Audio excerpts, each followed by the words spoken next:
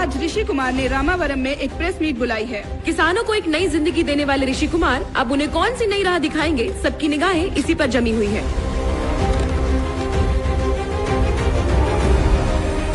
क्या सर, हमें खेत में बुला लिया, आपको और कोई जगह नहीं मिली क्या? वैसे आपने खेती बाड़ी क्यों शुरू कर दी? What is the reason, sir? America में जम नहीं रहा क्या? से खेती से आपका क्या लेना देना? अमेरिका में अपनी आलीशान ऑफिस में बैठकर मैंने भी ऐसा नहीं सोचा था कि मैं कभी खेती बाड़ी भी करूंगा। वो तो इस जमीन पे कदम रख के पता चला कि इस धरती के हर जीव का खेती बाड़ी से कोई न कोई रिश्ता है। चाहे कितने ही पैसे वाला क्यों ना हो, उसका पेट किसान के उगाए हुए अनाज से ही भरता है और गरीब की भूख को भी उसी किसान के उगाए हुए अनाज की जरूरत पड़ती है। लेकिन हम उन किसानों को कोई अहमियत नहीं देते और उनका एहसान भूल जाते हैं। नहीं कर रहा है, किसान अपना काम कर रहा है और हम लोग अपना काम कर रहे हैं। क्या किसान और हम दोनों एक समान हैं? चाहे हम हो या किसान, दोनों पैसे के लिए काम कर रहे हैं। पैसा 2 महीने सैलरी नहीं आई तुम्हारी तो क्या करोगे? बीवी के गहने बेच मारेंगे और क्या। और अगले 6 महीने तक कंपनी ने सैलरी नहीं दी तो? उस काम को लात मार के दूसरा काम ढूंढेंगे। और अगर यही चीज किसानों ने कर दी तो? सैलरी ना बढ़ने पर लोग सड़कों पर आ जाते हैं, धरना देते हैं। लेकिन हमारा किसान, चाहे सालों तक उसका मुनाफा ना हो, फिर भी वो खेती बाड़ी से मुंह नहीं मोड़ता। हर दिन हर साल वो बीज उसी उम्मीद और लगन से बोता है कि इस साल हम सबका फायदा होगा। तो फिर किसान और हम एक समान कैसे हुए सर? तू चाहता क्या है भाई? हम भी अपना काम छोड़ के खेती बाड़ी करें क्या? ऐसा बिल्कुल मत समझना कि खेती बाड़ी करना कोई गुड्डे गुड़ियों का खेल है। ये धरती और इंसान का एक खूबसूरत रिश्ता है, एक ऐसा साइंस है जो साइंटिस्ट भी नहीं समझ सकते। ये सिर्फ एक किसान ही समझ पाएगा। और वो किसान जब आत्महत्या करता है, वो लोगों के लिए सिर्फ न्यूज होती है। उसने क्यों जान दी, लोग उसे समझने की कोशिश भी नहीं करते।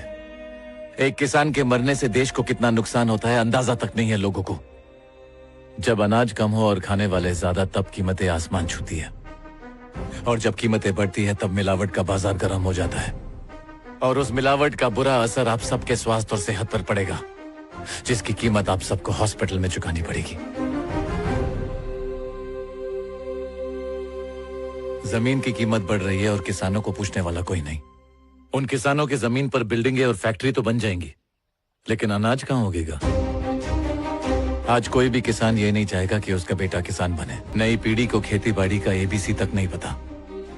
अगर यही चलता रहा तो आने वाली पीढ़ी खेती बाड़ी के बारे में सिर्फ किताबों में पढ़ेगी। एक वक्त था जब किसान गर्व से जीते थे, आज वही किसान डर डर के जीता है।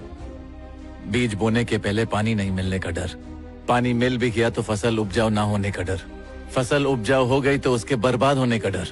इतने सारे डर के बाद फसल तैयार हो गई तो वो खराब ना हो जाए, इसलिए वो कोड़ियों के दाम में बेच देता है और दुकानदार उसे 10 गुना ज्यादा महंगा बेचता है। जो अनाज उगाता है वो तो परेशान है ही, और जो खरीदता है यानी कि हम, परेशान हम भी होते हैं। आप जानते हैं ये सब क्यों हो रहा है? क्योंकि हमने जाने अनजाने में किसानों से रिश्ता तोड़ दिया है, उन्हें पराया समझा ना कि अपना। क्या आपका ये सवाल सरकार से है? नहीं, हम सब से। गवर्नमेंट कौन है बताइए? हम नहीं है। किसान की रक्षा करना सिर्फ गवर्नमेंट की जिम्मेदारी नहीं है, इस देश के हर एक इंसान का काम है, आप सबका है और मेरा।